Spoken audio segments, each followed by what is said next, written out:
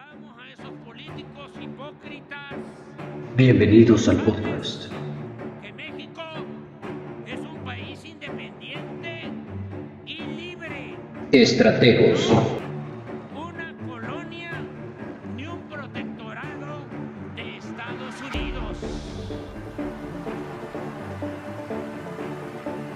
When Mexico sends its people, they're not sending Tablero de them. ajedrez They're not geopolítico. sending you. They're not sending you. They're sending people that have lots of problems. Conflictos internacionales.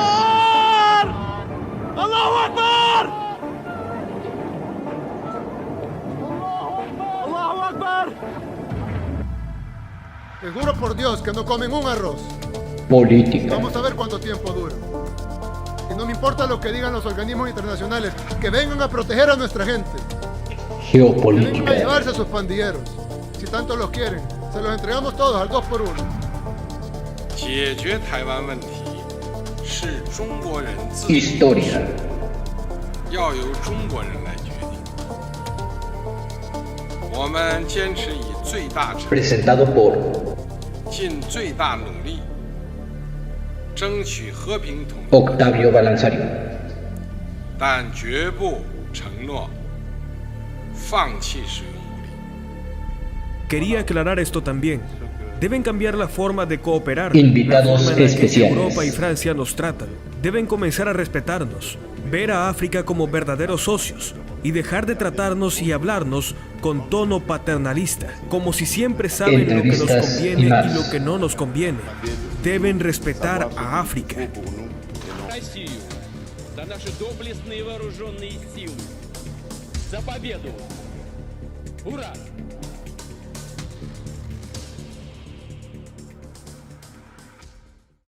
Muy buenas tardes y bienvenidos a su nuevo programa de podcast de Estrategos, Tablero de Ajedrez Geopolítico, en donde vamos a estar hablando el día de hoy sobre la oposición. Ya habíamos hablado sobre las elecciones internas de Morena, sobre quiénes eran los candidatos, y el día de hoy vamos a hablar sobre la oposición. Algunas de las preguntas que podremos estar pues analizando y sobre los que estaremos dejando en la mesa es qué posibilidades realmente tiene la oposición hoy en día, qué posibilidades o cuáles son los escenarios para el 2024, si van a continuar con Xóchitl Gálvez, si tan siquiera van a continuar los partidos de oposición aliados sobre una misma ruta o si verán a inicios del 2024 si cada uno de estos partidos va por su propia cuenta, ¿no? ¿Cuál es la visión que tiene la derecha en el ámbito internacional? Y pues para el día de hoy nos va a estar acompañando mi amigo Frank. ¿Cómo estás, Frank? ¿Qué tal, Octavio? Muchas gracias. Pues muy bien, aquí para darle, ya tenemos tiempo de una nueva ronda de mesa de discusión y bueno, a darle, ahora sí. Muy bien, bueno, pues ya habíamos estado hablando sobre un poquito tras el escenario o tras esta grabación, habíamos estado platicando un poquito sobre qué era lo que íbamos a estar hablando, si realmente existe una oposición, y me gustaría saber cuál es la visión internacional y cuáles son las fallas de la derecha. ¿Tú cómo lo ves actualmente, la derecha? Yo creo que México está un poco no en sintonía, y no estoy diciendo si que es bueno o es malo, simplemente que está fuera de sintonía de cómo está dándose eso en el mundo. Porque, por ejemplo, en Europa, más que ser grupos conservadores, porque desde la izquierda todos se ven a la derecha y no entienden, por ejemplo, muchos partidos que ganan, por ejemplo, Víctor Orbán en Hungría, el que acaba de ganar en Eslovaquia las elecciones, el mismo Putin. No es lo mismo ser un partido antiliberal con tendencias pro-nacionalismo a ser un partido conservador. Son dos cosas diferentes que en México no entienden muy bien. Ellos están viviendo una situación diferente donde tienen un invierno demográfico con problemas económicos y migratorios masivos y al mismo tiempo están tratando muchos de esos países que emergieron de la caída de la Unión Soviética, están tratando de salvar su cultura porque su cultura fue un poco dañada por el comunismo. Dentro del comunismo está la ideología, la idea de que la cultura es algo burguesa y y es una expresión de la lucha de clases. En México la gente no entiende eso, no entiende que si hubiera un comunismo también habría una revolución cultural y la revolución cultural destruiría el legado histórico prehispánico, porque fue creado por clases oprimidas, por castas opresoras. Entonces las mismas pirámides y los mismos vestigios históricos serían destruidos como se realizó en China, por ejemplo, o muchas de las iglesias de Europa Oriental, de Rusia, fueron destruidas porque es parte del opio del pueblo, ¿no? A pesar de que son legado histórico-cultural. Entonces, no necesariamente es lo mismo. Y en el caso de México, yo creo que se dicen conservadores, pero es un conservadurismo muy del, del Hola, de la revista El Hola, donde les gusta salir ahí en la portada de la boda de tal persona, de un evento, decirse que son gente bien, sin definir en qué consiste ser gente bien, y no meterse mucho en los problemas sociales de la gente, que es como originalmente surgió el conservadurismo en el siglo XIX. De ahí salió el nombre, es conservar el fuego de la cultura y las tradiciones propias de tu pueblo. Eso le define tanto Chesterton como algunos de los alemanes. Es evitar que el liberalismo que surge de dos fuentes, por un lado de los ingleses y por otro lado de las tradiciones francesas de la Revolución Francesa, traten de alterar todo. Puedes modernizar, actualizar algunas concepciones del Estado, pero a veces lo que busca reescribir es reescribir la cultura y las costumbres de un pueblo. Y a veces eso no necesariamente, borrarlo como tal, sin tener en consideración por qué son así, puede causar más daño que bien. Entonces el conservadurismo surge precisamente para contrarrestar una forma radical de cambio, donde el liberalismo busca liberar al individuo y promover el individualismo. Y un país no avanza si nada más es individualista. Lamentablemente los conservadores en México y Latinoamérica, pero particularmente en México, son muy individualistas, lo cual es contradictorio. Son conservadores liberales. Por lo tanto, entran en una contradicción que un ruso no entiende, que un estadounidense no entiende, que un español no entiende, que un musulmán o un africano o un árabe, alguien de Extremo Oriente, que son sociedades colectivas de apoyo social y que obedecen las normas sociales, no las entienden. La sociedad japonesa es conservadora, pero es completamente de mentalidad de colmena. Ningún japonés se trata de romper la armonía social. Y en México, aquí es mucho el individualismo de decir, vamos a beneficiar al individuo en exceso en detrimento del Estado.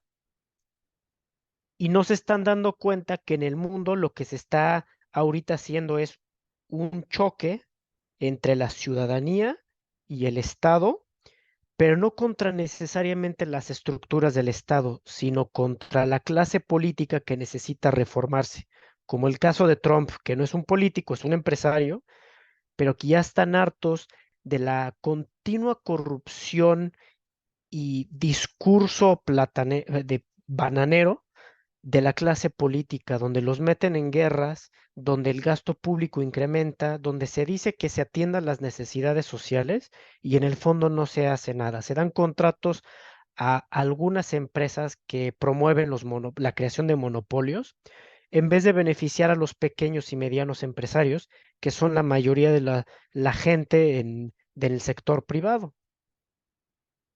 Entonces, se está rehaciendo de alguna manera la dinámica social en el mundo y México está en otro canal completamente. Queremos más libertad para el sector empresarial, pero eso usualmente se traduce en el sector alto empresarial. Obviamente hay problemas constitucionales y ha habido abusos por parte del gobierno, pero ¿por qué no se hace de la mano de la cuestión política? Entonces, y al mismo tiempo de la cuestión social, lo que no se están dando cuenta es que el país se está dividiendo. Se está dividiendo ideológicamente porque socialmente ya no hay un país, ya no hay una sola sociedad. Hay muchas sociedades de manera horizontal y de manera vertical. De manera vertical, la cuestión de clases sociales, son muy extremos los polos de las clases sociales. Y en la manera horizontal, pues que empieza a balcanizarse, de donde la gente del norte de México no se siente representada y escuchada por el gobierno federal. Mientras que tampoco la gente del sur, solamente los que son como caciques y líderes sindicales o son gente del partido dominante, se les escucha y a los otros no se les escucha. ¿Qué problema vemos ahorita? Que el crimen organizado es rampante y domina en las periferias de las grandes ciudades, en lo que se denomina como provincia. Y también vemos que en las fronteras hay una crisis migratoria brutal que está empezando a agravarse. Estados Unidos ya anunció que va a mandar tropas a Ecuador para combatir contra el narcotráfico. Yo tengo otra teoría, además de esa, de que van a empezar a poner chequeos, dado que Ecuador recibe cualquier persona sin requerimiento de visa, pues se puede colar mucho tipo de gente y esa gente termina en México porque quieren cruzar Estados Unidos. Y hay un riesgo alto no sabes qué tipo de persona está cruzando. Entonces Estados Unidos está lentamente poniendo en los cuellos de botella importantes, asegurando donde tengan que poner tropas, gente especializada de seguridad, de departamentos de seguridad, para evitar cuestiones de terrorismo y narcotráfico que se salga de control. Y de ahí está ligado a la estrategia nacional mexicana, donde en vez de meterse el ejército estadounidense, de la mano con las Fuerzas Armadas mexicanas, están permitiendo que el ejército mexicano eh, fortalezca esa y asegure ciertas zonas y ciertas áreas, como el Aeropuerto Internacional de la Ciudad de México. Eso es un ejemplo.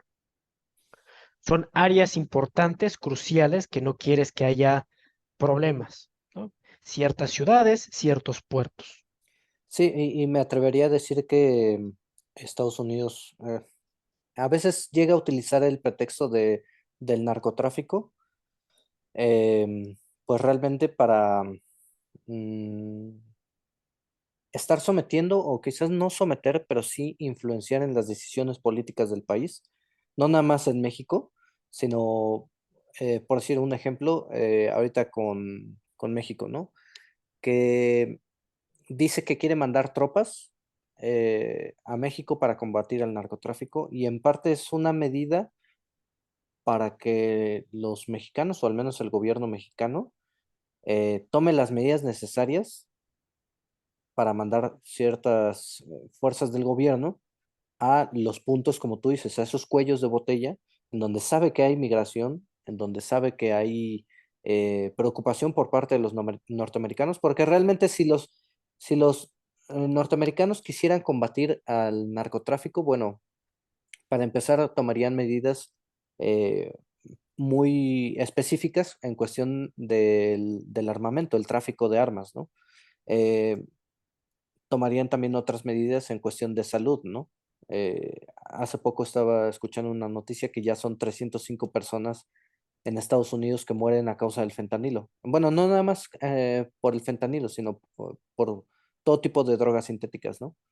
Entonces, si realmente quisieran frenar o debilitar al narcotráfico, se tomarían medidas muy específicas en cuestión de salud, en cuestión de seguridad, en cuestión de tráfico de armas, etcétera. Pero siento yo que va más enfocado a la cuestión migratoria. ¿Tú piensas que está relacionado? Pues está relacionada la cuestión de que quieren evitar que se salga de control. Es verdad que si ellos pudieran hacer más, si verdaderamente quisieran pegarle al narcotráfico, lo pueden hacer. No es que Estados Unidos no quiere cierto sector político, que está ligado a cierto sector industrial. Por ejemplo, la cuestión farmacéutica que está fuera de control en Estados Unidos, donde la gente muchas de las personas que son ya propensas a hacer a una adicción a las drogas, empieza estar recibiendo recetas médicas de fármacos demasiado fuertes, en específico los antidepresivos. Este, que pues, yo tengo gente conocida que a veces dice que no sabe lo que sucede en el día cuando está toma 3 veces al día antidepresivos y dice que no tiene memoria de lo que pasa en esas horas del día, que lo dejan en un estado catatónico, eh, casi estilo zombie, donde no sabe si se quedó dormido o qué pasó. Y eso es un riesgo. Si a eso le juntas que tiene la razón que es depresión, psicodepresivo, tienes una cuestión de fármacos no regulados donde son cuestiones demasiado fuertes lo que te están recetando que genera una dependencia a eso. Y luego les das que hay una falta de regulación armamentística. Imagínate que muchos de ellos, que hoy en día en todas las sociedades, cada vez más la tasa de divorcios y problemas familiares surgen, uno puede ligar claramente a la mayor tasa de crímenes de armas de fuego en Estados Unidos son suicidios, más del 60% son suicidios. Después de ellos, empieza a haber una serie, y son por pistola, no son por rifles de asalto ni nada de eso, porque legalmente ya no se pueden vender rifles de asalto. Pero muchas veces esas personas que pueden pasar madres que son madres solteras con cuestiones depresivas, que tienen fármacos, no son responsables de el garantizar que su arma no termine en manos de su hijo que está recibiendo bullying, siendo bulleado en las escuelas, ¿no? Ese tipo de cosas. Si el gobierno de Estados Unidos quisiera pegarle al narcotráfico, encuentran las cuentas bancarias donde tienen todo el dinero, que no es tan complicado porque tampoco es que tengan 100 cuentas bancarias. Y como encontraron las cuentas bancarias de Vladimir Putin con los Panama Papers, pueden encontrar los narcotraficantes y pueden congelarlas. Y ya sin dinero, ¿qué hacen el narco? ¿A quién contratan y con qué compran armas? Pero pues no lo están haciendo. No están haciendo eso porque yo creo que es un gran negocio y el crimen organizado, México no tiene un problema de narcotráfico, tiene un problema de crimen organizado y quien está operando el crimen organizado es el narcotráfico. Trata de personas, este, trata de blancas, órganos, todo lo que uno quiera está ahí ligado al narcotráfico. O sea, hasta la industria del aguacate y de los limones está metido. Es la gente que dice que si legalizando la droga se soluciona el problema, ellos no entienden que es un problema de seguridad. Que si el narcotraficante ya no hace dinero con una cosa, se va a ir con la otra. Claro. No se va a cruzar de manos y decir, pues ya, ahora ya soy un buen ciudadano ejemplar, ¿no? Eso no sucede. Entonces, lo que sucede es que Estados Unidos quiere ver la forma de poner orden en el negocio que ya hay, pero no es insuficiente y tiene que ser de la mano del gobierno mexicano. Y ha habido muchos desentendidos porque no hay una clara política nacional y no hay una política clara internacional, tanto de México como de Estados Unidos. Están chocando a manera local. ¿Qué es lo que quieren? ¿Queremos más migrantes porque el envejecimiento poblacional está afectando nuestra productividad industrial? ¿O no queremos más migrantes? Pues son muchos ilegales, pero el problema es que como son hispanos y México está cruzando la frontera, no se asimilan de todo. Está Estados Unidos hispanizándose y dejando de ser anglosajón. ¿Qué más quieres? ¿Quieres acabar con el narcotráfico o quieres permitir el narcotráfico? ¿Quieres continuar con el negocio de las armas, que es un gran negocio, o quieres evitar el negocio de las armas? ¿Quieres ayudar a la clase media? Pues entonces tienes que evitar la creación de los monopolios corporativos que se están haciendo en Estados Unidos. Si no, no van a competir, no pueden competir las empresas pequeñas y medianas contra un monopolio. Cosas por el estilo. Y en México es lo mismo, ¿no? Hay una una disonancia entre la política nacional, abrazos no balazos, y luego al mismo tiempo tener que estar dando más concesiones a las Fuerzas Armadas.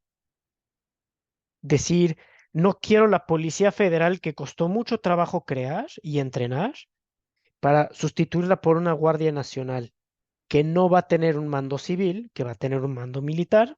Es comprensible dada la historia de México. Quien no la quiera reconocer no es una persona que seguramente la ha leído, del el riesgo de la balcanización, de que el ejército no va a permitir un ejército paralelo al ejército regular. Por eso tiene que estar incorporada al mando militar. Pero que al mismo tiempo, para ser eficiente, necesita, por ejemplo, un cuerpo de inteligencia. Pero no se ha puesto claro para crear un cuerpo de inteligencia nacional, porque la clase política de los otros partidos tienen miedo que quien controle un servicio secreto mexicano, que existen varios organismos de servicios secretos, se podría llamar así, pero no está como antes era en tiempos de, pues vamos a decir, aquellos personajes de los años 60 y 70, ¿no? De Díaz Ordaz, de Echeverría, la Federal de Seguridad, ¿no? Este, el hecho que no exista eso, pues entonces lo que no quieren los políticos porque se puede usar de espionaje y presión. Es decir, si Morena, el presidente López Obrador lo tiene, puede utilizarlo para espiar al PAN, al PRD, a todos los demás partidos y hacer presión, sacarles todos los trapos sucios a todos y manipularlos y extorsionarlos y afectar un poco la dinámica de la democracia. Ese es el riesgo. ¿Por qué el Congreso muchas veces se opone a ciertas cosas?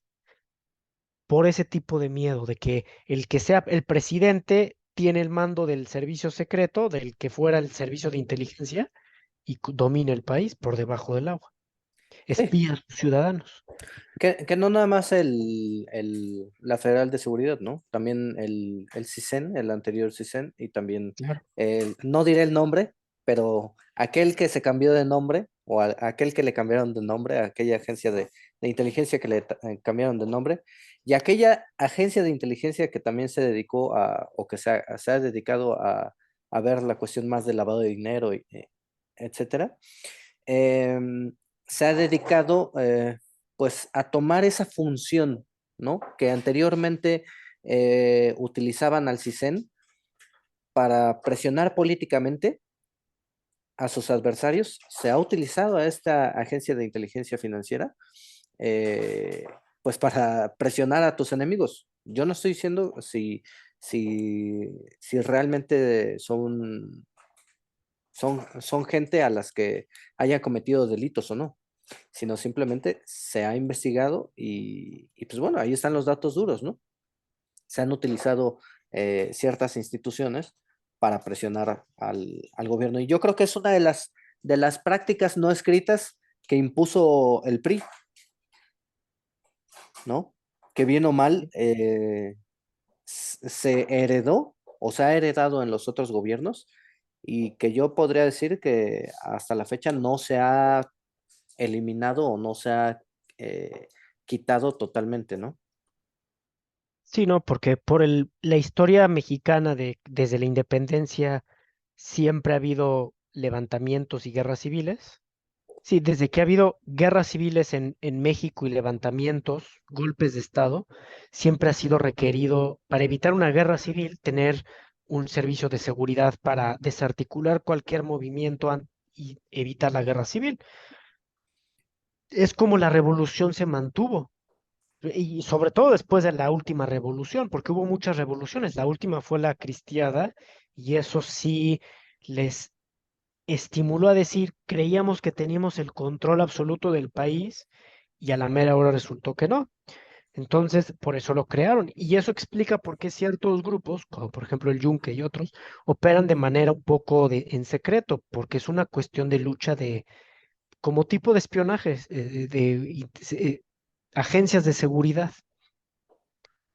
Y claro, pues en México es completamente necesario, es Lamentablemente sí se va a utilizar para fines políticos. Se debería crear una cuestión legal para que se creen ciertos balances y seguros que eviten un abuso hasta donde se pueda, pero sí se debería realmente crear uno por las necesidades nacionales de crimen organizado y corrupción, como por otro lado la cuestión de terrorismo y la lucha geopolítica que se está viviendo a nivel mundial.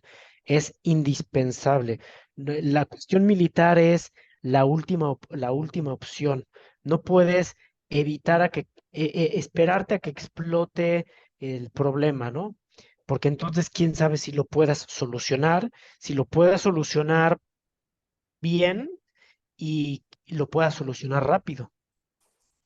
Entonces, ese tipo de situaciones, pues es algo que se va a tener que ser necesario, ¿no? La creación de un verdadero servicio secreto como antes había, en tiempos del PRI imperial, como lo vamos a decir, y volverlo a hacer como era. Y donde haya una colaboración entre los diferentes departamentos, ¿no? Porque muchas veces los problemas de seguridad es porque no colabora, no hay diálogo y comunicación entre los diferentes departamentos.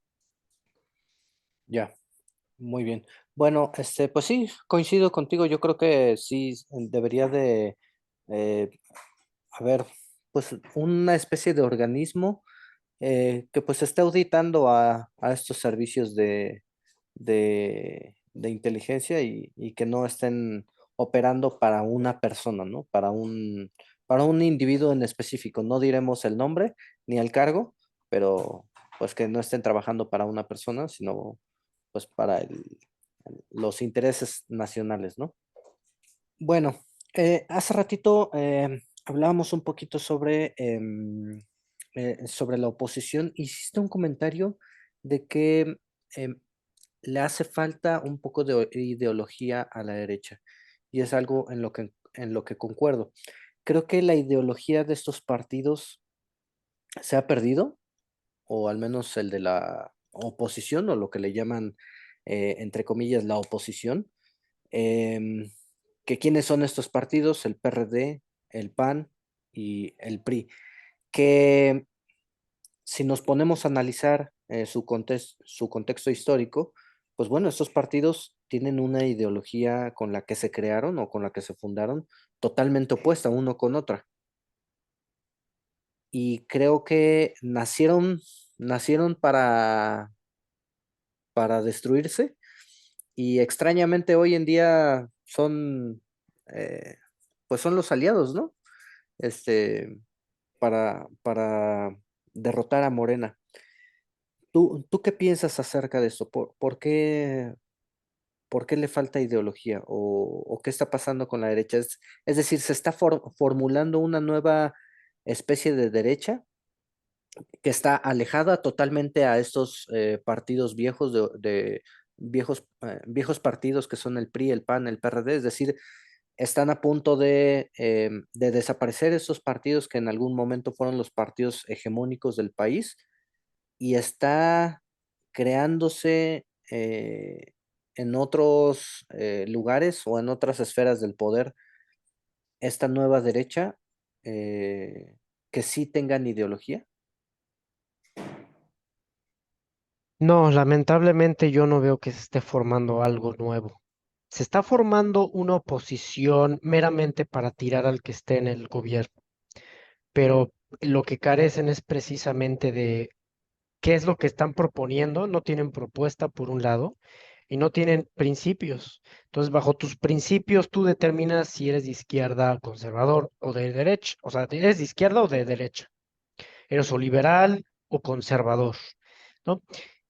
Lamentablemente no tienen pues al no tener principios más que los principios económicos, y esos no son principios de valores sociales necesariamente, eh, pues por eso se están aliando quimeras que no hacen sentido, ¿no? Es así como que, perdón, se están uniendo fuerzas que son diferentes, creando una quimera que en sí misma no hace sentido. El PRD, el PRI y el PAN. Hace más sentido el PRI y el PRD porque fueron antes el mismo partido. la gente del PRD, los principales, todos vinieron del PRI. Pero Sí. el PAN, que era un partido diferente, pues simplemente se enfocó a la cuestión económica y olvidó sus raíces de la cuestión social. Ellos empezaron a base de transformar los municipios y luego los estados antes de que pudieran competir en elecciones federales. Y una vez que fue la cuestión federal, pues nada más se meten en temas de competencia económica, de no vaya a colapsar la economía este presidente, pero los presidentes panistas fueron muy malos políticos, no supieron negociar con las fuerzas del país y la explosión que fue la lucha contra el narcotráfico se dio con Calderón. La cuestión de que Fox tampoco persiguió ninguna estrategia, que era más lo que salía de su nueva esposa, que de lo que realmente estaba haciendo en México, que nada más era continuar partes de las medidas políticas de Cedillo. O sea, ¿cuál fue la innovación de Fox? ¿Quién sabe? Es, este, yo creo que el problema es no tienen ideología y no están formando nada nuevo porque tienen controlado qué es lo que se determina en el partido. Entonces, para que haya un nuevo partido, la gente se tiene que salir, la gente descontenta y formar uno nuevo, o gente que no está ligada al PAN tiene que crear un nuevo partido. Sí se está ligeramente creando un movimiento, pero todavía no es todavía no toma forma, todavía está en proceso gelatinoso. Que es con Eduardo Verástegui, y es donde la gente no mide la trascendencia de lo que está haciendo. Para que ya lo estén boicoteando de los medios de comunicación, de que la campaña política se la están limitando por debajo del agua, es un gran riesgo, porque Eduardo Verástegui no es nada más el candidato, sino la gente que está detrás del candidato. Él es una persona que no es ultraderechista, como se le acusa, es una persona que es católica, una persona que pues le tocó en los medios de Televisa y creciendo, cuando cantaba en Cairo, fue actor de telenovela, actor de algunas películas, y él sufrió una conversión al catolicismo. Obviamente, a veces puede ser una persona como que en su conversión puede ser muy enfática en algunos temas, pero él representa de alguna manera a la clase media y detrás de él vas a ver que va a estar todos los obispos mexicanos o la gran mayoría de los obispos mexicanos. Y ahí es donde el PAN va a perder el acceso a la Iglesia Católica de esta manera a través de los obispos. De Eduardo Verástegui también está ligado a grupos católicos de Estados Unidos que pueden contribuir económicamente, pueden a través de Verástegui ir generando una participación católica directa. Lo que es Eduardo Verástegui es una llamada a la participación política hacia los católicos. Y de alguna manera se va a meter la iglesia. ¿Por qué? Porque muchos de los temas políticos no son políticos en su origen y en su esencia, son problemas sociales. Y los problemas sociales no los tiene controlados la cuestión del gobierno. Entonces son a veces que son sociales y ahí entra todas las instituciones, entra el ejército, entra el gobierno, entra la iglesia, porque competen a todos. Entonces eso es lo que va a hacer que Eduardo Verástegui es la punta del iceberg de algo que se va a venir.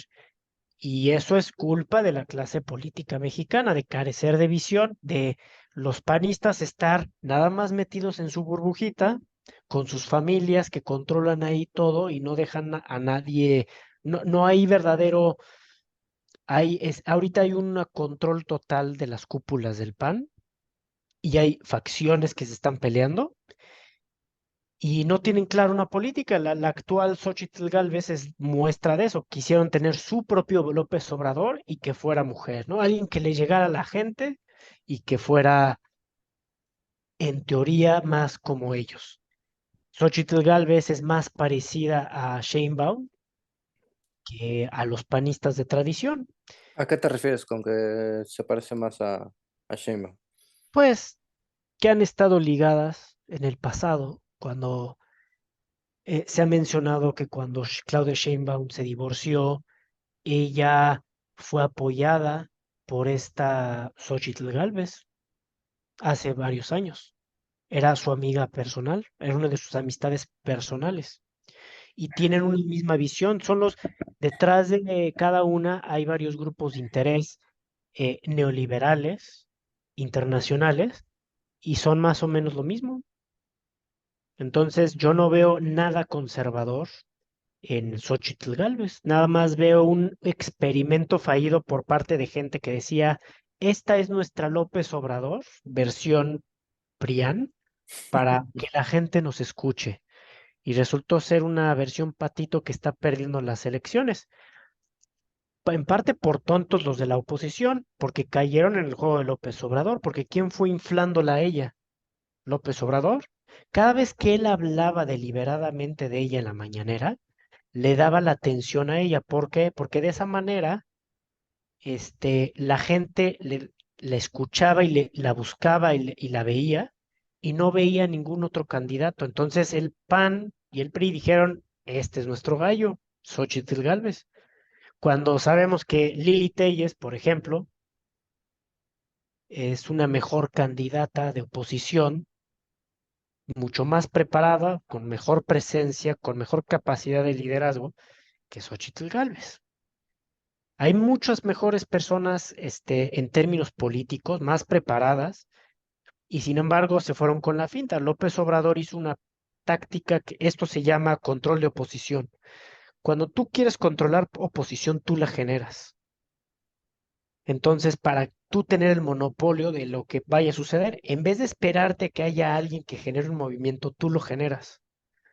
Entonces, a base que tú lo vas generando, él, al ir inflando a Xóchitl Gálvez, al estar hablando de ella, pues la atención se enfocó en ella y el apoyo se enfocó en ella. Y si surgía alguien, pues no era tan conocido y no tenía el apoyo y tendría que competir contra ella. Tú estás generando una oposición alternativa que la sobreinflas, entre comillas, para que contra ella se estrellen todos los grupos de oposición que quieran surgir por sí mismos.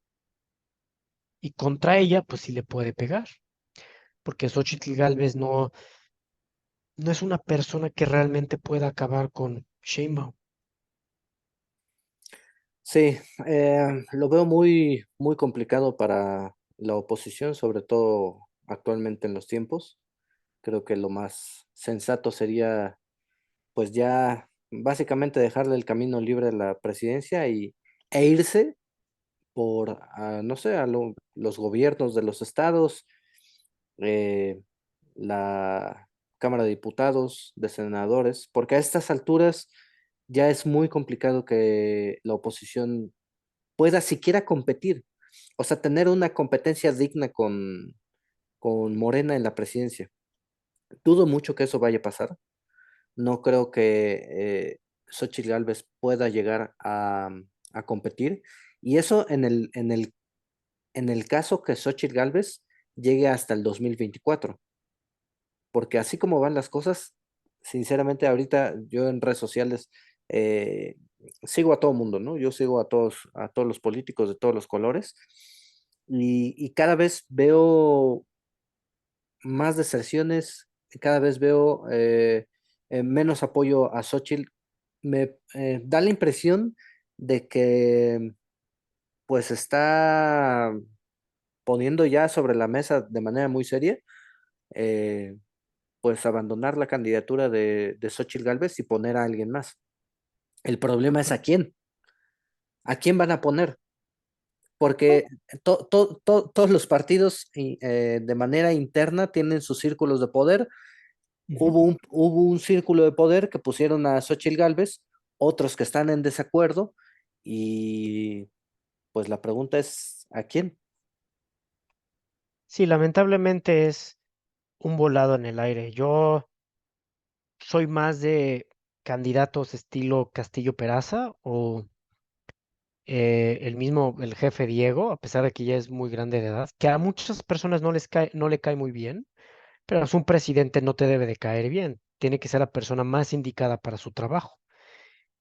Pero es ya una persona mayor que no creo que se vaya a aventar una carrera presidencial. Y como bien mencionas, hay cúpulas en cada partido y ahorita, por ejemplo, el PAN con ¿quién es? Marco Cortés.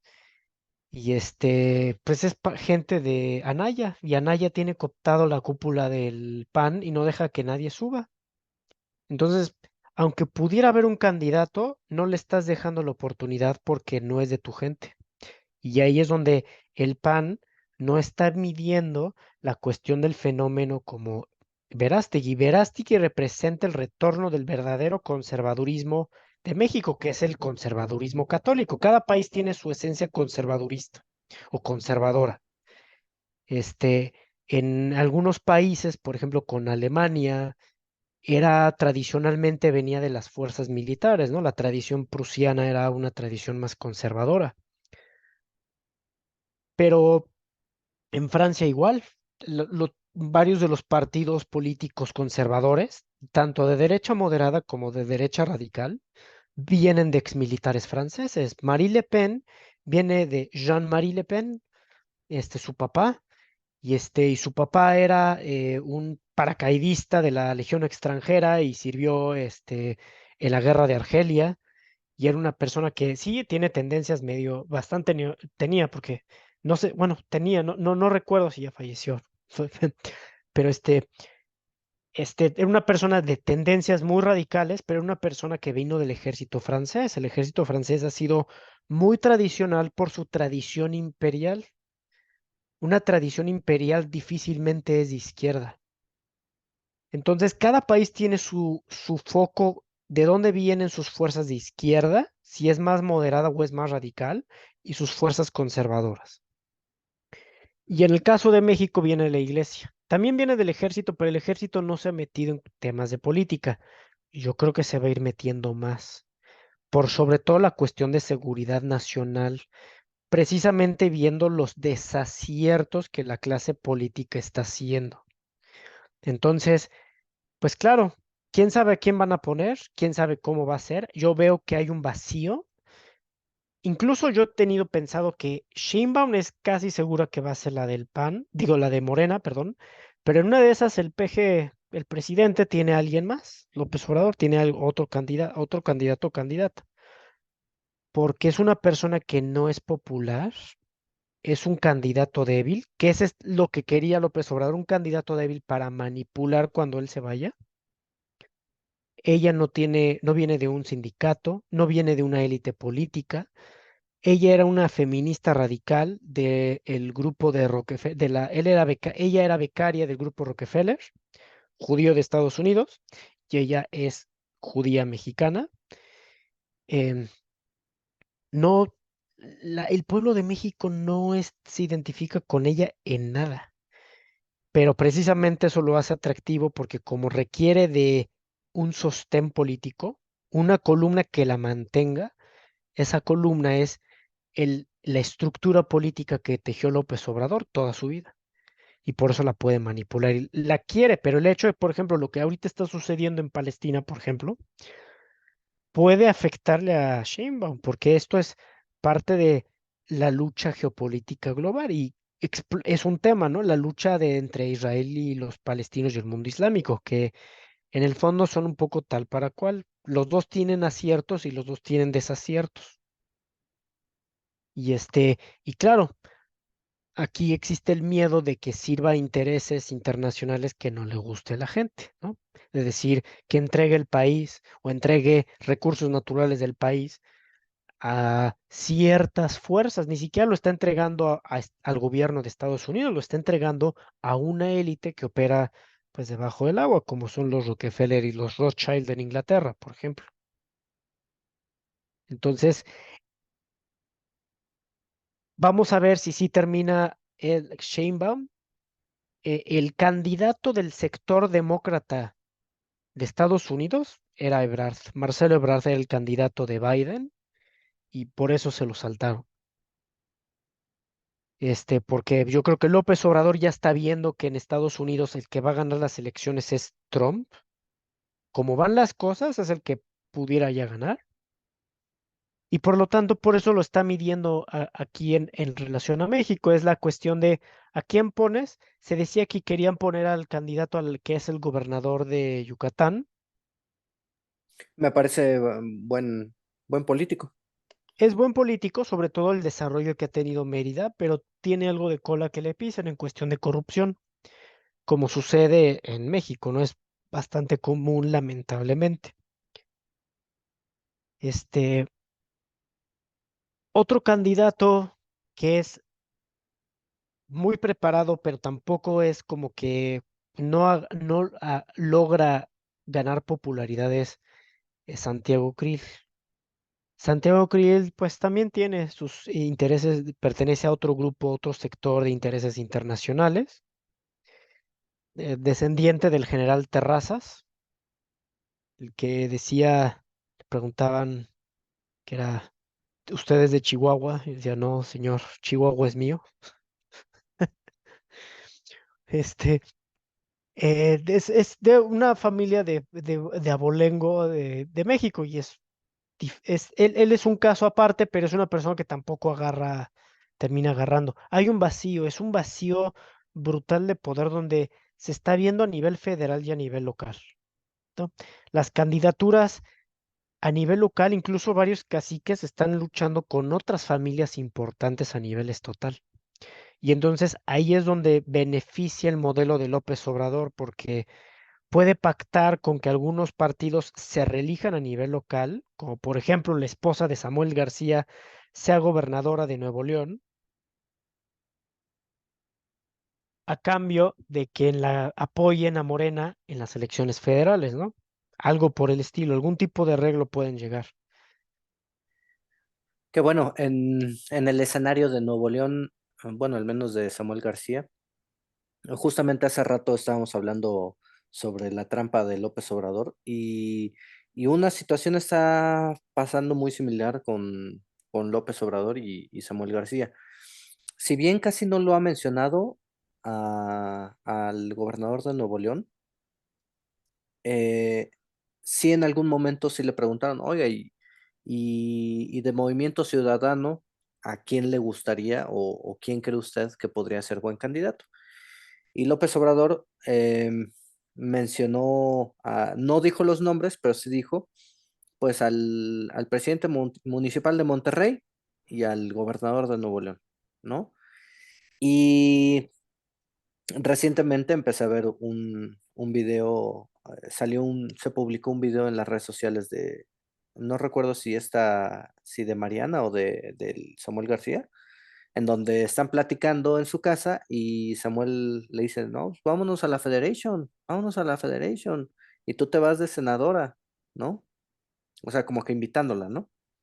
Entonces me da la impresión de que Samuel García va a caer en la trampa, ¿no? En esa sed de poder, de querer ser candidato a la presidencia de la República, pero el problema de ser candidato a la República es que te estás jugando o sea, estás queriendo entrar al juego de la silla del águila, ¿no?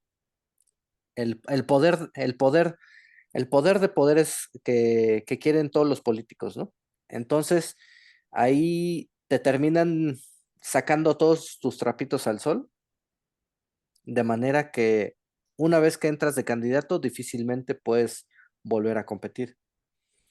Y Samuel García sí podría representar una oportunidad en el 2030, que su sexenio terminaría en el 2028 como gobernador, tendría 2 años para hacer campaña y ser un candidato fuerte en el 2030.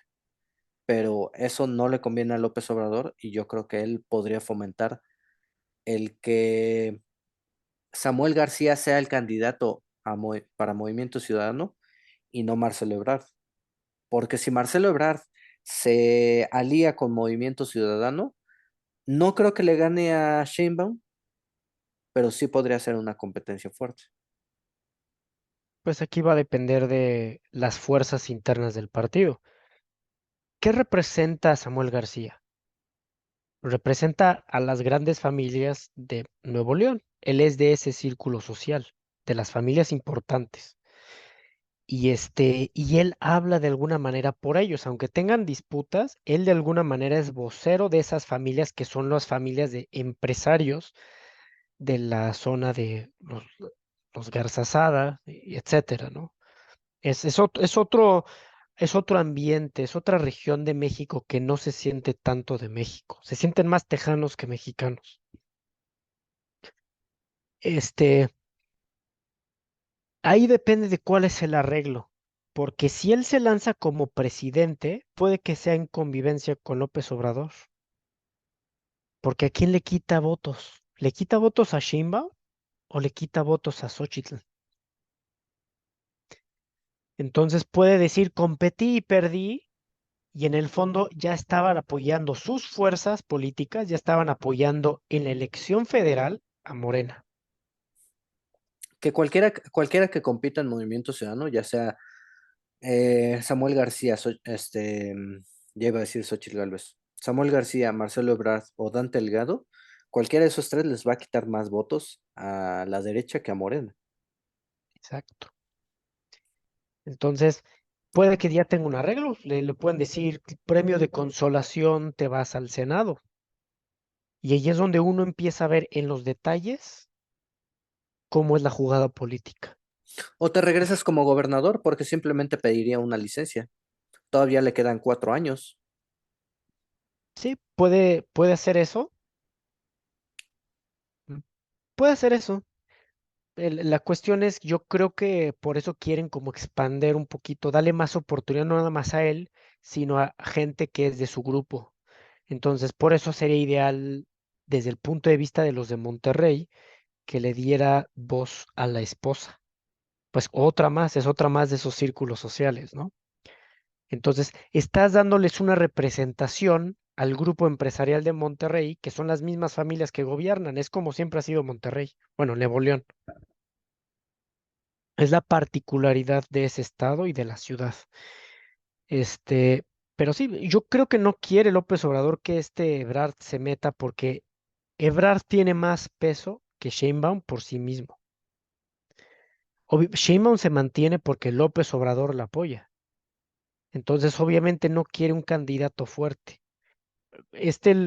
Ebrard fue, pues se la jugaron sucio, vamos a decir, porque él se hizo a un lado en la elección que ya le correspondía presidencial para que López Obrador siguiera corriendo en la carrera presidencial. Le dio ese chance y a cambio, pues no le va a tocar ahora ser presidente, ya no creo que le vuelva a tocar tener la oportunidad.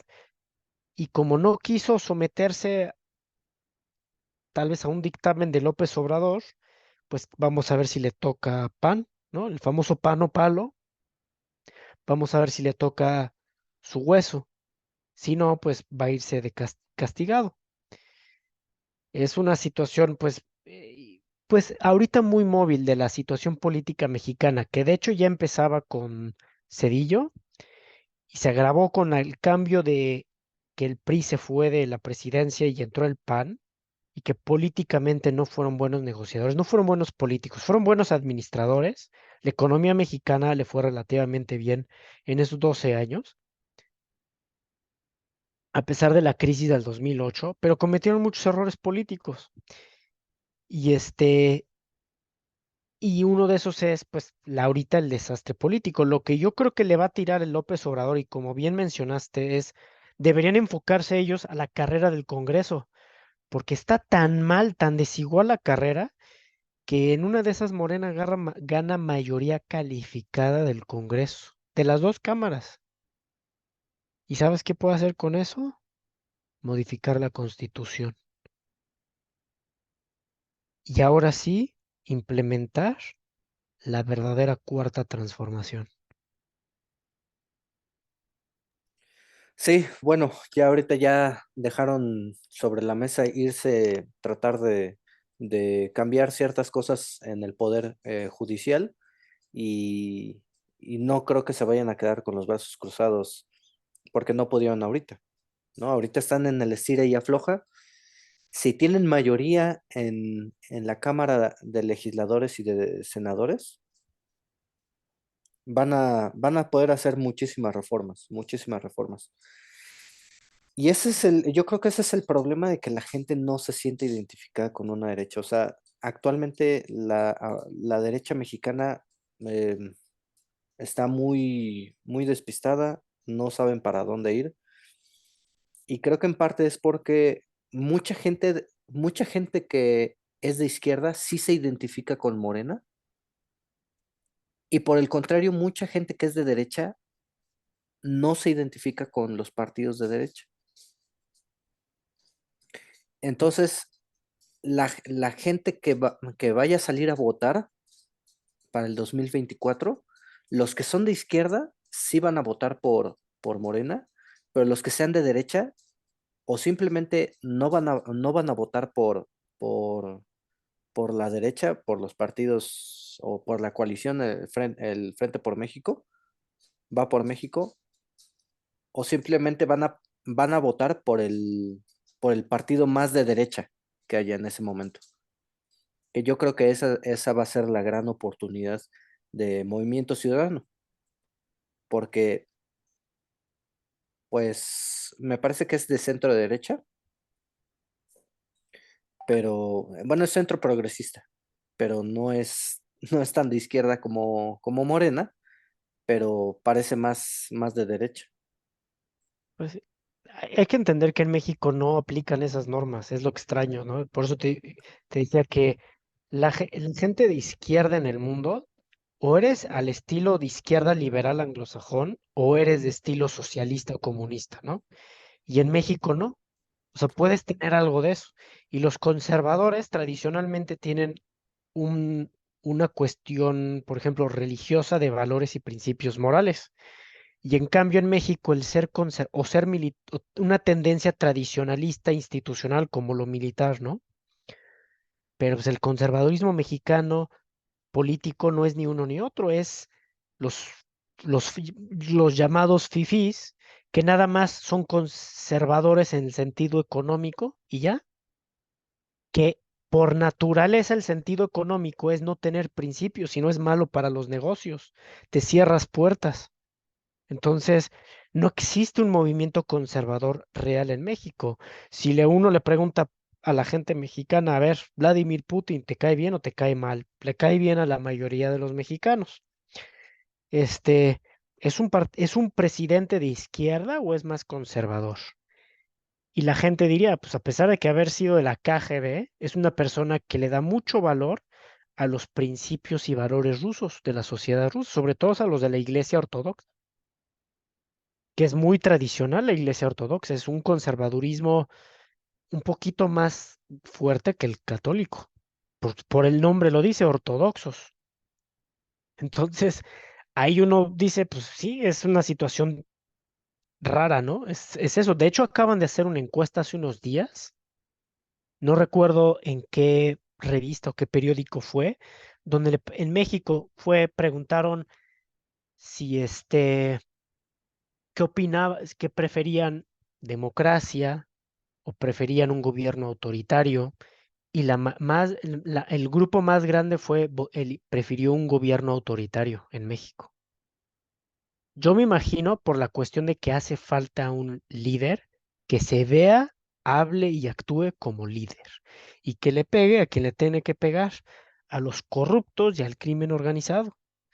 Y yo creo que es eso, el mexicano tiene hambre de un verdadero líder. Es lo que en la Edad Media se diría, nos hace falta un rey, el rey, en la concepción medieval, ¿no? Del rey fuerte que vela por su pueblo y que cuando está sentado al trono tiene el cetro de mando y la espada, ¿no? Es eso, que en México hace falta el presidente tradicional como un Don Porfirio, ¿no? O un Uy, Álvaro Obregón, me parece que a México le gustan mucho los caudillos, ¿no? ¿sí? Pero los caudillos que caen bien, tienen carisma, pero que son capitán en el sentido de que son líderes. Y pues por algo a la gente le cae bien personajes que son de carácter fuerte, como Jorge Negrete, lo de Pedro Infante, eran personas con un carácter fuerte. Este, Pedro Armendáriz, el papá, no es así como que los actores de hoy en día pues, es todo lo contrario, ¿no? Son carita, pero no los quieres en la silla presidencial. No quieres otro Peña Nieto. Quieres alguien que eleve la institución, ¿no? Porque no es la ropa ni la institución la que hace al hombre, sino es el hombre el que se refleja la institución.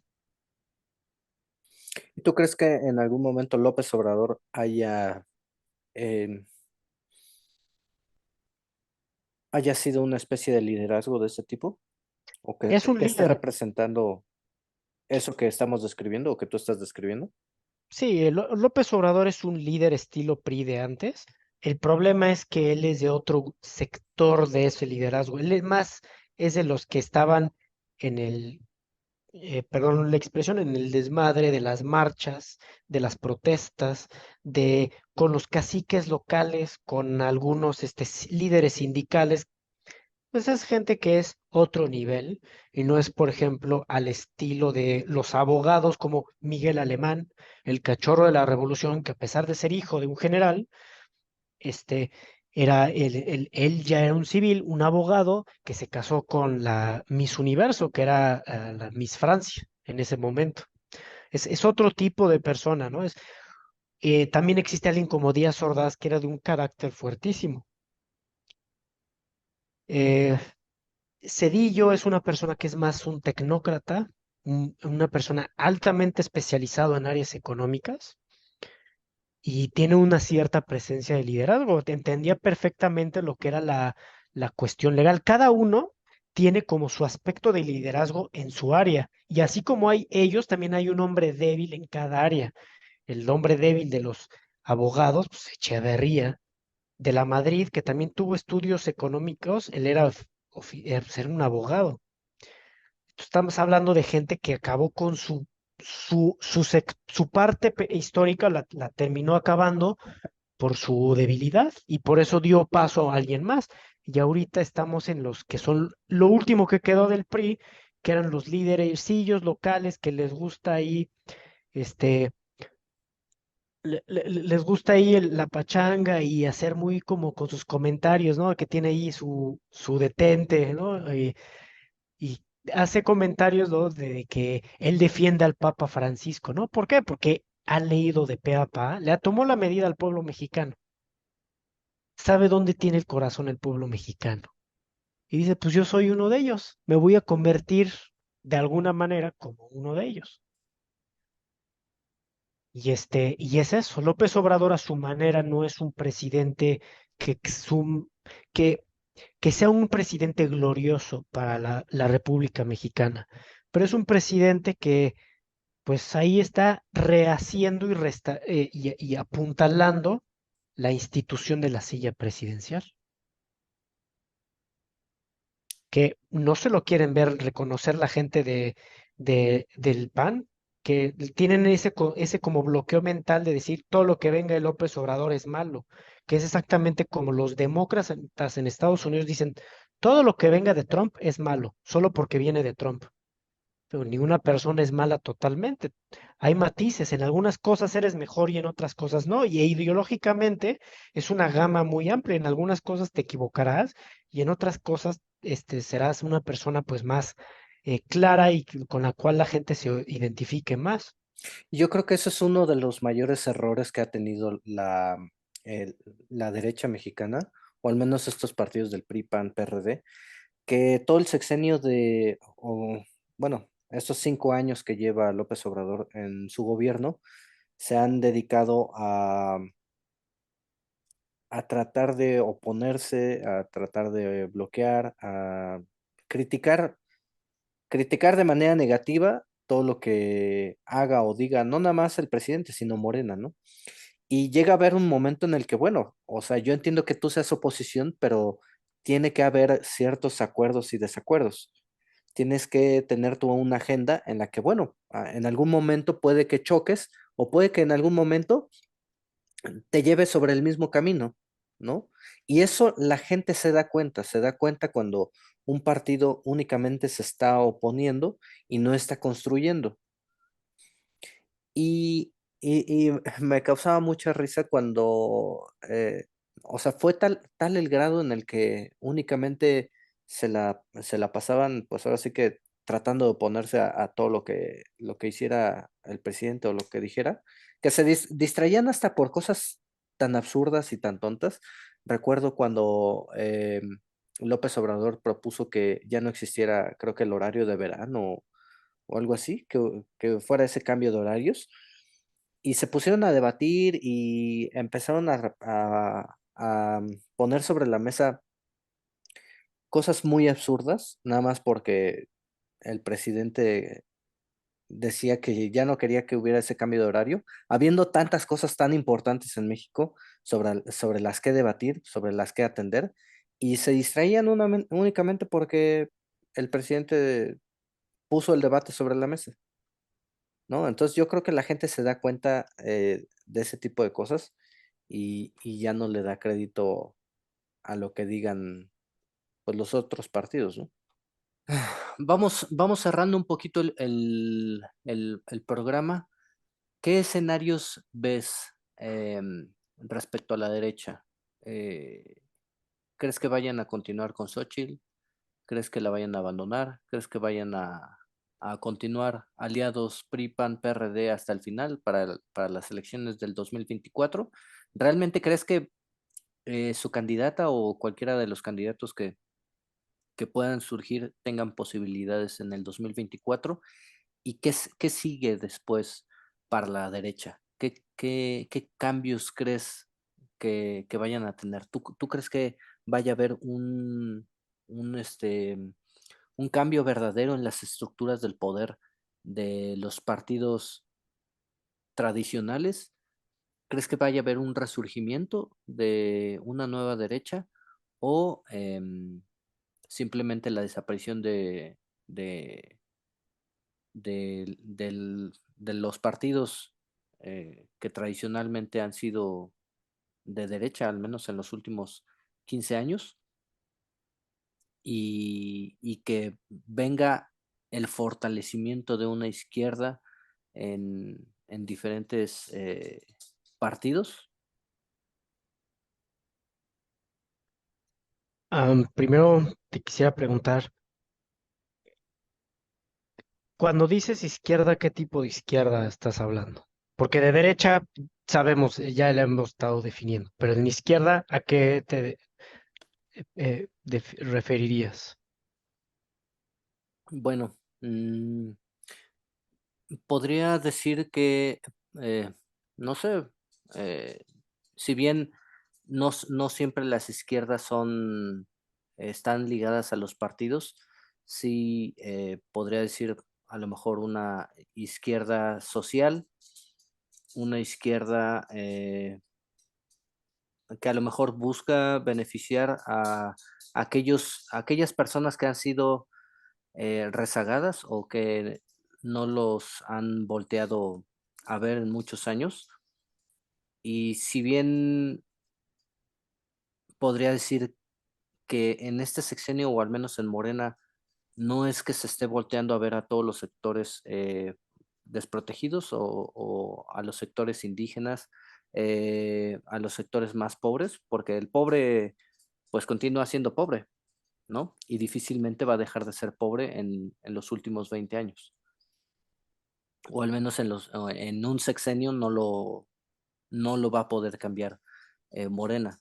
Pero sí más cercano a pues estos sectores marginados, ¿no? De la población, eh, que tradicionalmente pues la derecha no los había estado volteando. A ver, entonces sí podría decir que a lo mejor si no es con Morena, sí podría surgir otro partido o otra corriente en México que, pues sí, se podría decir que estaría fortaleciéndose alguna izquierda, ¿no? Mexicana. No nada más en Morena, sino en otros grupos, ¿no? Como que empieza a ser un poco más atractiva ciertos grupos de izquierda? No sé. Es una pregunta complicada. Una, una buena pregunta. Sí, sí. Te voy a decir, lo que recientemente era de derecha, eso se va a ir muriendo.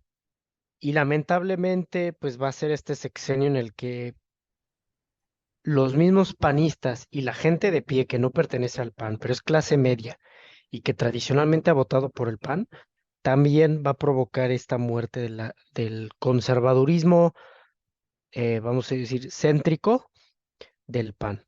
Lo van a terminar matando por su ineptitud de no ver más allá de las ideologías y más allá del bienestar económico, de, como mencionas, buscar un beneficio social. Ahora hay que recordar que la cuestión social no es exclusiva de izquierda, también puede ser de derecha. Claro. Eh, en la izquierda hay de dos tipos hoy en día. Antes había más variedad. Ahorita hay básicamente fuentes, digamos a decir, dos grupos de izquierda.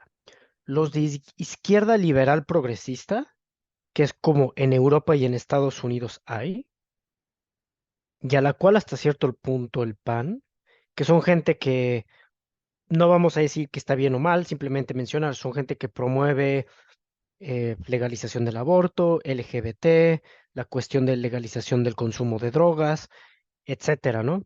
Por eso son progresistas, porque ven de una manera lineal el progreso, va progresando. Este es progresivo, el progreso es progresivo, aunque suene redundante, pero es así, como ellos lo ven lineal. Este, ese tipo sí va a haber. Si uno quería una izquierda, como en Latinoamérica, usualmente cuando dicen izquierda se refieren a socialista, comunista, no va a suceder porque Estados Unidos no lo va a permitir. Así de sencillo. Pero de la otra sí va a haber. El problema es que no van a medir lo que está pasando, porque ahorita se está cayendo la pirámide del PRI de toda la estructura que se generó desde la Revolución Mexicana. Se está colapsando y se van a construir, o se vuelve a hacer una pirámide nueva, o se hacen dos pirámides más chicas, paralelas.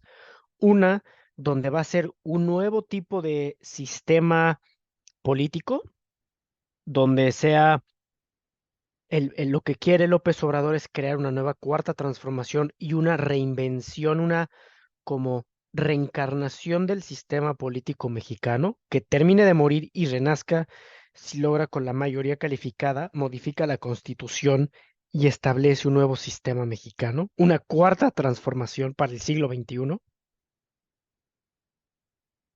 Y la otra es que también los grupos, o sea, yo siento que va a ir por los dos. Por un lado va a ser el gobierno, se va a afianzar en esa, y luego los grupos de oposición, la mayoría van a desaparecer.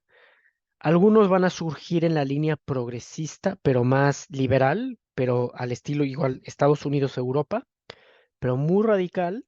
Y otros van a ser, con lo de Verástegui, un conservadurismo mexicano que lleva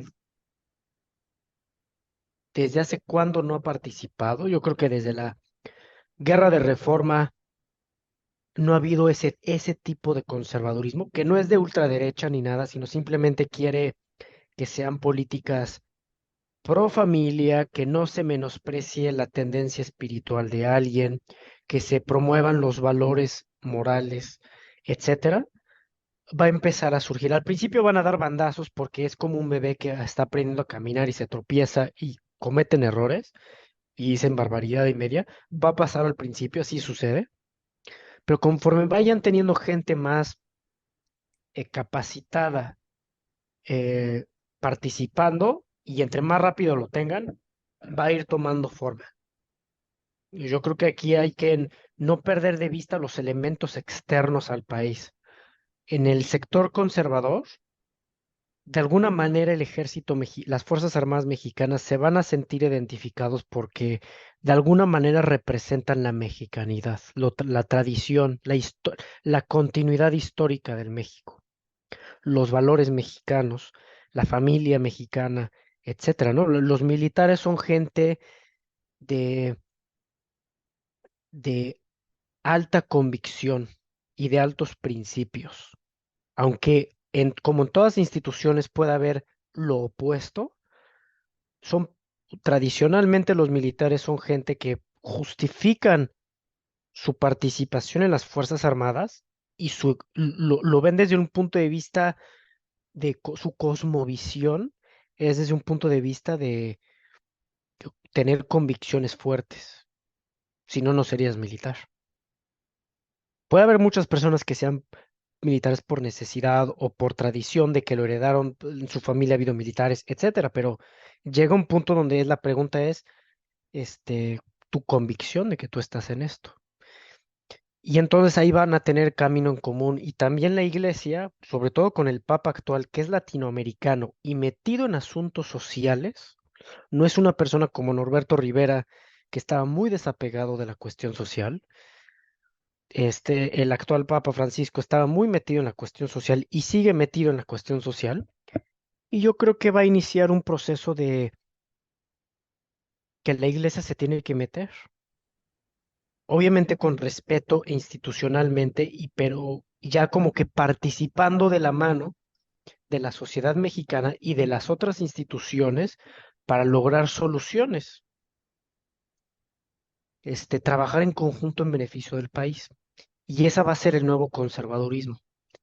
La otra, que es la estructura del Estado, pues vamos a ver qué sucede. Yo creo que aquí lo extraño es las reuniones recientes que acaba de haber la semana pasada con Blinken, em, Ken Salazar y otros miembros importantes del gobierno estadounidense, aquí con López Obrador, es porque van a meter mucho dinero debido al estancamiento y gradual colapso del dólar y de la economía estadounidense para evitar que verdaderamente haya un colapso, sino que nada más sea una recesión y luego se levanten, le van a meter muchísimo dinero a México. Y lo van a meter a través de las fundaciones ligadas a George Soros y a Rockefeller, y pues el candidato de ellos es Sheinbaum. Y el PG y el sector político de estilo mafiosón priista del Morena, ¿cómo se protegen? Pues dado que Sheinbaum es un candidato débil, la prefieren que sea ella y no Ebrard, porque a ella la pueden manipular. Se van ellos y Sheinbaum no tiene apoyo social, político. Entonces sí se va a meter. No puedo decir las cifras, pero ya hay un estimado de una mega inversión de Estados Unidos para levantar en una década, si no es que en menos, a México, convertirlo en un país primermundista. Pero uno debería tener un poco de cuidado con lo que pues, es como el famoso Fausto, ¿no? Que es el pacto con el diablo, ¿no? Sí, nada es Recibe- gratis.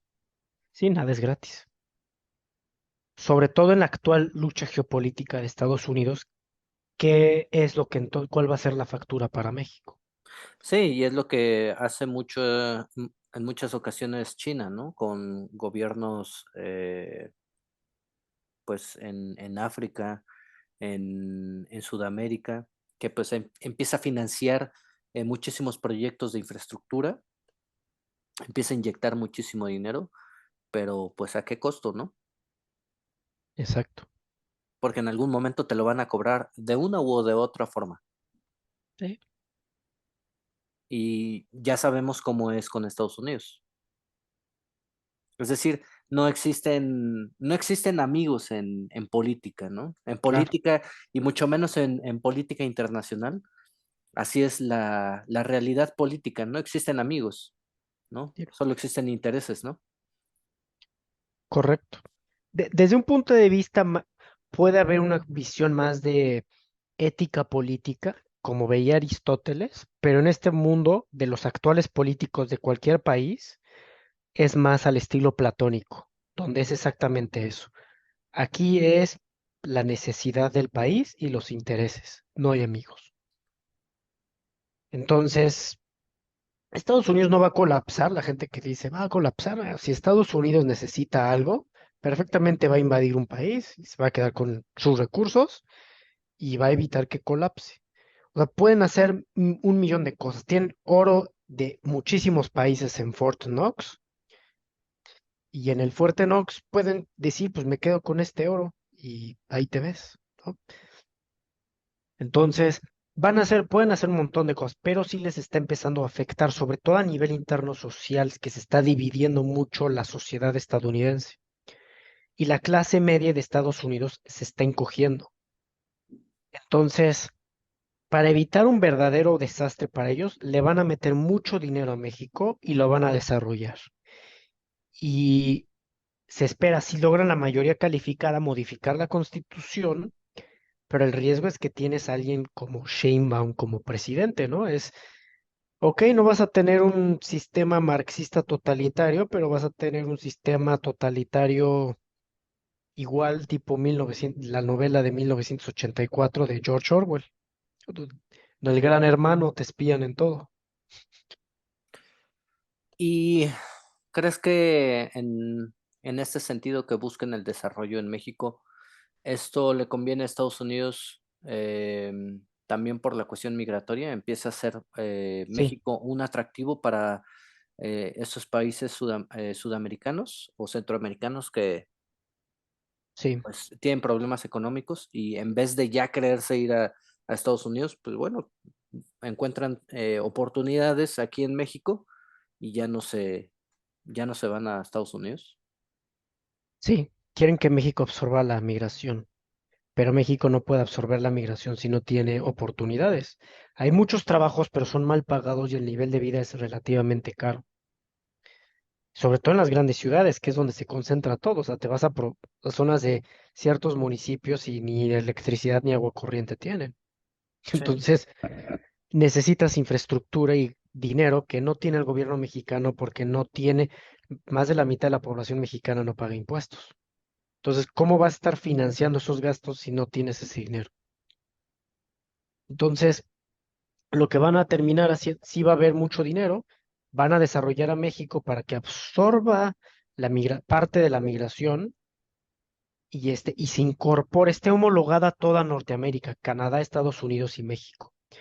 Y controlar el Caribe, aquí va a ser crucial a ver qué hacen con Cuba, pero van a controlar, pues son como rutas marítimas comerciales, ahí con el istmo de Tehuantepec y zonas bases militares, es como el Pacífico, Hawái, Guam y eso. Es una red de defensa para que no lleguen a la costa de California sus enemigos. De la misma manera, el Caribe y Centroamérica se van a convertir también.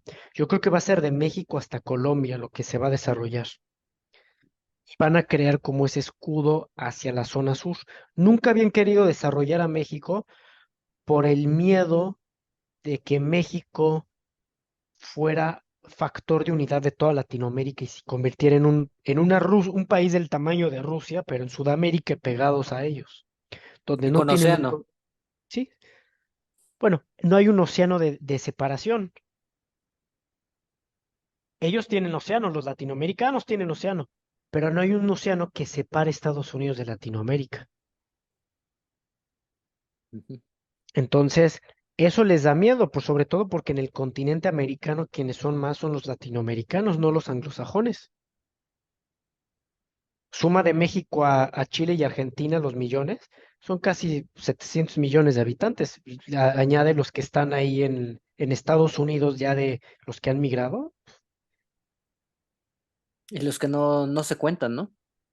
Ajá. Y en Estados Unidos son, pues, mm, si les quitas estos migrantes, pues estás hablando de 280, 290 millones de habitantes estadounidenses. No todos son de esos que quedan, aunque son anglosajones, no todos son blancos. Hay muchos grupos étnicos diferentes y lo tienen los canadienses, o sea, es menos de la mitad. Entonces, el continente americano, mayoritariamente, el grupo cultural dominante son los hispanos. Y cada Y vez son dices, menos. sí, los anglosajones cada vez son menos. Entonces, por eso no querían nunca desarrollar a México, por el miedo de que fuera un detonante de unidad latinoamericana. Y como decía Brzezinski, una vez Zbigniew Brzezinski, el que fuera secretario de Relaciones Exteriores de Estados Unidos, allá, que habrá sido principios de los setentas, entre los setentas y más o menos en los 70s, que dijo, o principios de los 80s, que no quiero un Japón debajo de Estados Unidos. Es que conforme fue el colapso económico de México de Echeverría y López Portillo, ¿qué sucedió? Que empezó la gran migración masiva de mexicanos a Estados Unidos. Y en Estados Unidos se discutió, ¿aceptamos los migrantes o desarrollamos México para que no nos llegue tanto migrante? Y Brzezinski dijo, si desarrollamos a México, vamos a tener un Japón debajo de Estados Unidos y no queremos eso. Un imperio japonés donde lo que ya no te separa un océano de distancia. Entonces, ese es el miedo existencial que tienen en Estados Unidos. Pero ahora ya no les queda otra. Cometieron tantos errores, estuvieron tan embriagados por el éxito de la Guerra Fría, que empezaron haciendo errores geopolíticos y ahora la factura se la está empezando a cobrar. Y por eso es que le van a meter mucho dinero a México, van a apoyar a ciertos grupos políticos, pero entre más estén proponiendo ciertas cosas, por más que en México, en la Ciudad de México, por ejemplo, hay muchas personas que son más de mentalidad progresista, creen que así es el resto del país y no es cierto. Y entonces ahí es donde se puede polarizar el país. Regresamos a una dicotomía de o eres de los liberales del siglo XIX o eres de los conservadores. Y el riesgo de eso es que si se sigue polarizando y polarizando desde el punto de vista ideológico, pues esas divisiones provocaron guerras civiles y esas guerras civiles provocaron intervenciones extranjeras en México por la división. Entonces, yo siento que Latinoamérica se va a dividir a tres bandas, más o menos. La banda controlada por Estados Unidos, la banda controlada por China y más o menos un eje semi-independiente como sería Brasil. Brasil es un país que casi no tiene un mercado. Su mercado es muy cerrado, casi no exporta e importa. 16 productos son el 80% de sus exportaciones. Y eso lo hicieron para evitar que empresas multinacionales extranjeras se metan a Brasil y se apoderen de parte de la economía. Pero tiene ese un coste, ¿no? Su economía, cada vez que se desarrolla, tienen gastos masivos y tienen inflación. Entonces tienen que pararse 15 años sin desarrollarse para luego otra vez desarrollarse. Pero eso lo hacen para balancearse, originalmente para evitar que los británicos se apoderaran de su economía y después para que Estados Unidos no se metiera mucho en Brasil.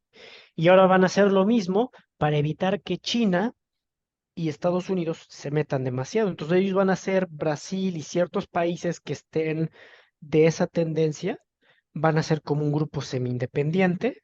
Brasil es muy grande para que tanto Estados Unidos o China lo dominen. Y y los otros pues, son los que son controlados por los chinos, como va a ser Argentina. Ese seguro lo dominan los chinos. Y Estados Unidos pues se va a meter en México. Si va a haber un país que Estados Unidos no va a ceder, va a ser en México. Aunque tienen planes para Centroamérica, de ahí viene un poquito la razón del Tren Maya. Conectarlo con el transísmico, conectar Mérida y luego la cuestión de Centroamérica y el Canal de Panamá, son pasos, son pasos. Van a generar el área de Norteamérica como un área económica común, como lo es la Unión Europea. Y entonces, esas son las externalidades y vamos a ver cómo solucionan la cuestión interna. Siempre siguen sucediendo cosas nuevas, lo de Palestina e Israel es algo nuevo, pero esa es una gota en el mar, ¿no? Entonces va a haber más situaciones donde no sabemos en qué se va a desencadenar. Noticias de estos de ahorita, ¿no? La economía de Japón está por colapsar. Se estima que su sistema de pensión colapse para el 2025, igual que la de España, igual que la de Italia, por la cuestión demográfica. Cada año se están muriendo más. 2021 a 2022 se murieron más de 600,000 japoneses de los que nacieron. Un déficit de 600,000 personas. Y del 2022 a 2023, 800,000. Pues sí, pues cada año que pase, los que sobreviven son más viejos, entonces más riesgo de morirte el próximo año. y vemos cosas como lo que se está publicando de hace 4 días, que por ejemplo en Italia llevan 3 meses sin que nazca un solo niño. Así de mal está la situación. Entonces, hay un, hay una gran expectativa donde no sabemos a dónde va a terminar. Uno puede hacer planes, pero eso no significa que se vayan a cumplir, ¿no? Muy bien. Bueno, ¿y crees que, bueno, ya regresando un poquito pues ahora sí que a la charla o al motivo de esta, de este programa? ¿Crees que PRI, PAN, PRD, alguno de esos partidos después del 2024 vaya a desaparecer para el 2030? ¿Crees que todavía siga existiendo el PRD? ¿Crees que vayan a ir juntos? La única manera que vaya a sobrevivir el PRD es si se termina aliando con Morena y entonces le dan su voz y voto como al PT. Si no, se va a morir. Si queda en la oposición, desaparece PRD. El PRI, híjole, eso es una gran duda. Yo diría que tendría oportunidad de sobrevivir, pero ya perdieron 2 de sus 3 gobernaturas, las más importantes. O sea, la menos importante, que es Coahuila, es la única que les quedó. Sí, ya Pero, ahorita nada más tienen Coahuila y Durango. pero Durango no era como lo tradicional del PRI, pero en Coahuila sí. Pero Coahuila no pesa tanto como Veracruz ni como el Estado de México. Entonces, ya que perdieron esas, yo creo que en una de esas hasta el PRI también termina desapareciendo. Y el PAN es el que se va a quedar solo. Pero ya está viendo una alternativa al PAN. El comienzo de Verástegui es nada más la punta del iceberg de lo que se va a venir.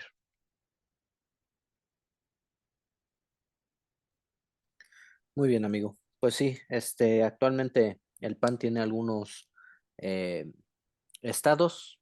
En el 2024 se van a jugar Querétaro, Yucatán, Aguascalientes, Chihuahua, Guanajuato, que son perdón, esos son eh, los estados que tienen, y únicamente creo que se van a jugar Guanajuato, Yucatán y no sé si Aguascalientes.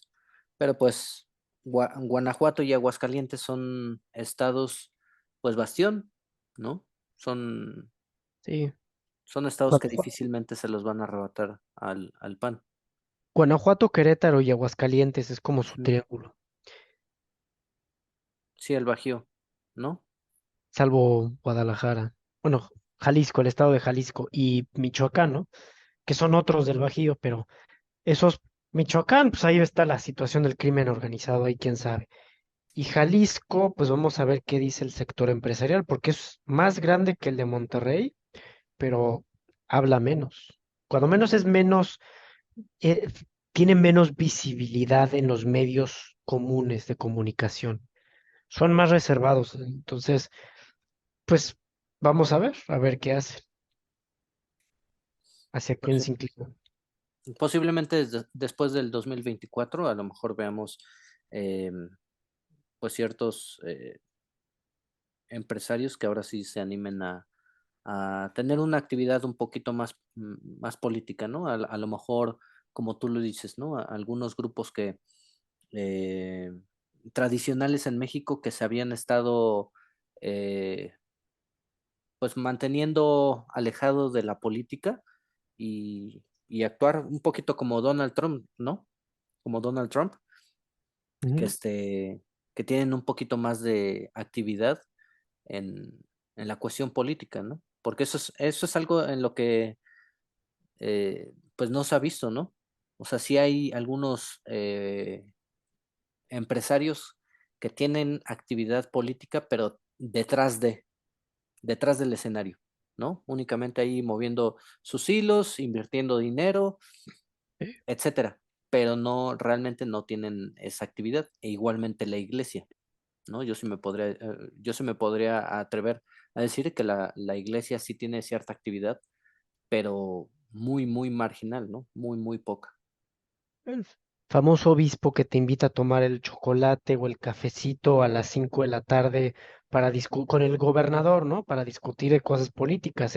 Así es como se manejan hoy en día los obispos, en ese tipo de cosas. Cuando en realidad ya se necesita, aunque sí debe de haber diálogo, deben de hacer más acto de presencia en la sociedad. Digo, si los testigos de Jehová te tocan el sábado en la mañana, pues, ¿dónde está el obispo, el párroco o el sacerdote local haciendo lo mismo, ¿no? De, y si no nada más para cuestiones religiosas, para saber cómo estás, es parte de la relación social, de hacer crear tejido social, de preocuparte por el vecino, ¿no? Y tener sentido de comunidad. Pero como mencionas, los obispos, lo que pasa es que ya como ya se acostumbraron a la forma de dialogar con el gobierno, que es así, el obispo te invita a tomar el café al Palacio Arzobispal a las 5 de la tarde, y dices, sí, voy a tomar el chocolate o el café y muy, pues así, muy relajado, ¿no? Pero pues, a veces sí se necesita ser más como, ¿no? ¿Dónde están los obispos en los refugios? Muy pocos sí hay, pero hay muy pocos, en los refugios de migrantes, ¿no? Que no tienen dónde dormir, no tienen que comer, tienen que estar ahí y exigirle al gobierno de a ver qué estás haciendo por esto, por esta crisis.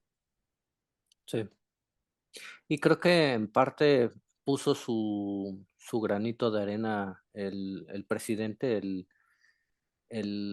o sea, con ciertos detallitos, ¿no?